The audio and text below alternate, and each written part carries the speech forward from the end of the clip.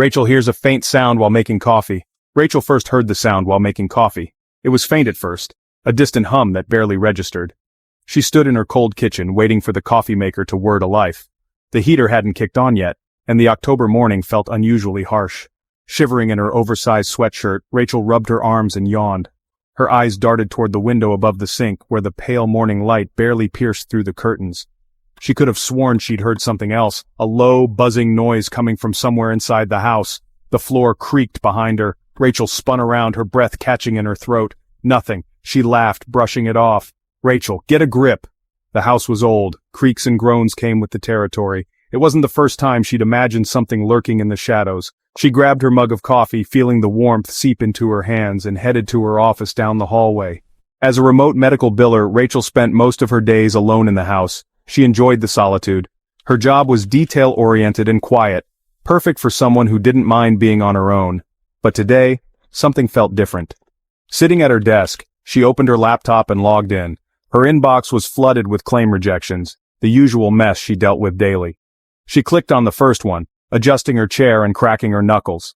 The soothing rhythm of typing usually helped calm her nerves. Then the buzzing started again.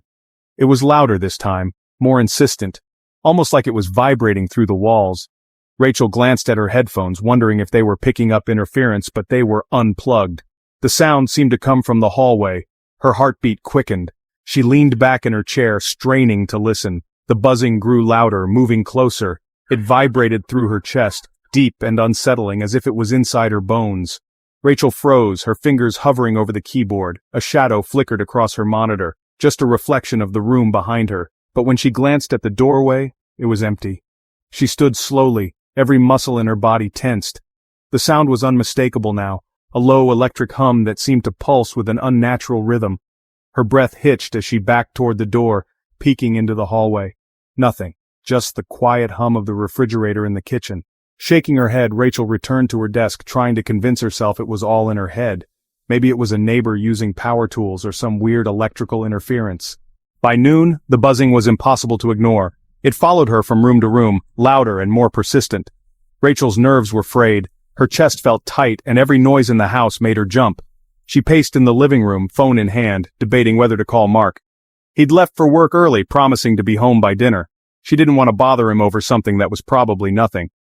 The microwave hummed as she heated leftovers for lunch, but this time it wasn't just the usual hum. The buzzing was layered beneath it, growing louder by the second. Rachel's head snapped toward the hallway. The sound was there again, creeping closer. Her breath caught. She could feel it pressing in on her, wrapping around her like a suffocating blanket. She stumbled back, knocking over a chair. Her vision blurred with tears. Something was in the house with her. Panicked, Rachel sprinted back to her office, slamming the door shut and locking it. The buzzing followed, rising to a deafening pitch. It surrounded her, pounding in her ears. She clamped her hands over them, sobbing, trying to block it out. The door rattled violently. "Rachel, leave me alone! Go away!" The front door opened with a bang. "Mark! Rachel!" Mark's voice echoed through the house. "Rachel, no, don't come in! It's here! It's going to get you! Mark, Rachel, what are you talking about?" The buzzing stopped. Rachel pressed her ear to the door, listening. Silence. Slowly she unlocked it, her heart still racing. Mark stood in the hallway, his face etched with concern. "Mark, are you okay?" Mark stepped toward her, Rachel's knees buckled, and Mark caught her just in time. "Rachel, it was real. It was right there. It was coming for me." Mark knelt beside her, holding her close. "Mark, Rachel, listen to me. It wasn't real. You've been off your full dose of medication for a few weeks now, remember? The psychiatrist warned us this might happen. Hallucinations, paranoia. It's a side effect of reducing your ziprasidone." Rachel's chest tightened. The pieces clicked together in her mind, the terror giving way to crushing shame. Of course. She had experienced hallucinations before, years ago, before her diagnosis. She thought those days were behind her. "Rachel, I'm losing it again, aren't I?" Tears streamed down her face.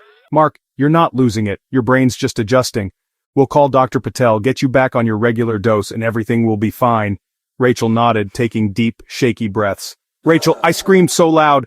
"Do you think the neighbors heard? Mark, if they did, they'll survive. Let's take the rest of the day off. I'll make chili and we'll binge terrible reality TV until you forget this ever happened." Rachel smiled weakly. "Rachel, deal." For the first time all day, the house felt warm again.